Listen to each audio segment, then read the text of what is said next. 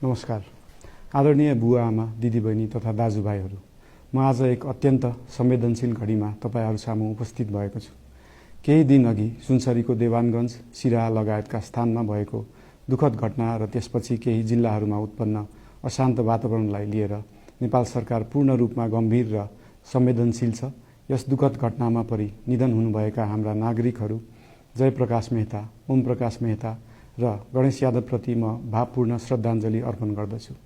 साथै शोक सन्तप्त परिवारजनहरूमा नेपाल सरकारका तर्फबाट गहिरो संवेदना व्यक्त गर्दछु। घटनामा परि घाइते हुनुभएका सम्पूर्ण नागरिकहरूको शीघ्र स्वास्थ्य लाभको कामना गर्दछु।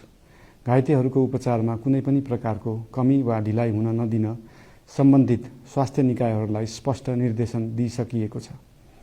घटना भए लगत्तै सबै सुरक्षा निकायहरूले तत्काल घटनास्थलमा पुगेर परिस्थितिलाई सामान्य बनाउने, थप अप्रिय घटना हुन नदिने र शान्ति सुरक्षा कायम गर्ने प्रयास निरन्तर गरिरहेका छन्।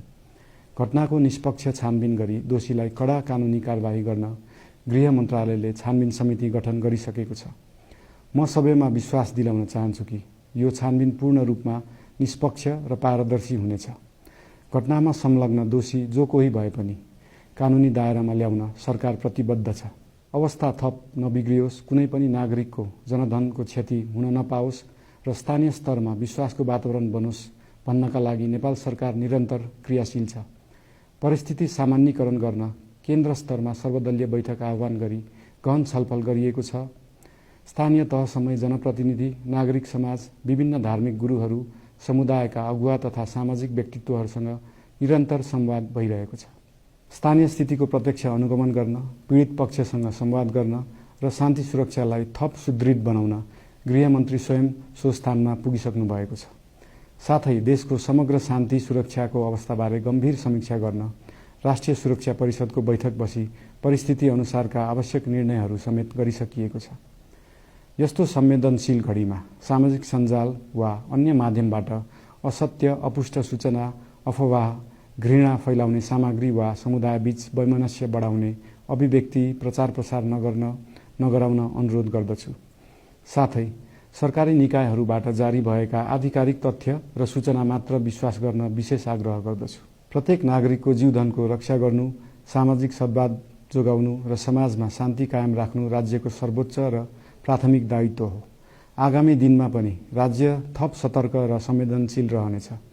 प्रत्येक नागरिकको जीवन सुरक्षाका लागि सरकारका सम्पूर्ण संयन्त्रहरू अहोरात्र खटिनेछन्।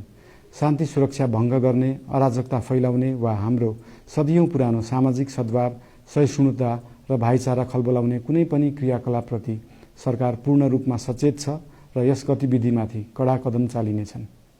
नेपालको संविधानले प्रत्येक नागरिकलाई आआफ्नो धर्म, संस्कृति र परम्परा मान्ने मौलिक हक प्रदान गरेको छ। यो संवैधानिक दायित्व निर्वाह गर्न सरकार पूर्ण रूपमा प्रतिबद्ध छ। धर्म समाजलाई आपसमा जोड्ने र प्रेम बाँड्ने शक्ति हो। संसारको कुनै पनि धर्म वा संस्कृतिले हिंसा, घृणा र विभाजन सिकाउँदैन। सबै धर्मको मूल सार करुणा, दया, प्रेम र शान्ति नै हो। देशको कुनै एक स्थानमा भएको अनपेक्षित र दुःखद घटनालाई लिएर कुनै सिङ्गो समुदायलाई आरोपित गर्नु र देशका अन्य भूभागमा समेत त्यसको प्रतिशोधको आगो फैलाउनु कुनै पनि दृष्टिकोणबाट न्यायोचित वा न्यायसङ्गत हुन सक्दैन। आदरणीय बुवा आमा, दिदीबहिनी तथा दाजुभाइहरू, हाम्रो इतिहास साक्षी छ कठिनभन्दा कठिन र अप्ठ्यारो परिस्थितिमा पनि आपसी एकता, सहिष्णुता र विवेक नै हाम्रो सबैभन्दा ठूलो शक्ति बनेका छन्। हामी सबैले जिम्मेवार नागरिकको भूमिका निर्वाह गर्दै यो सुन्दर र शान्त नेपाली आकाशमा मडारिएको अशान्तिको बादल हटाउनु पर्नेछ।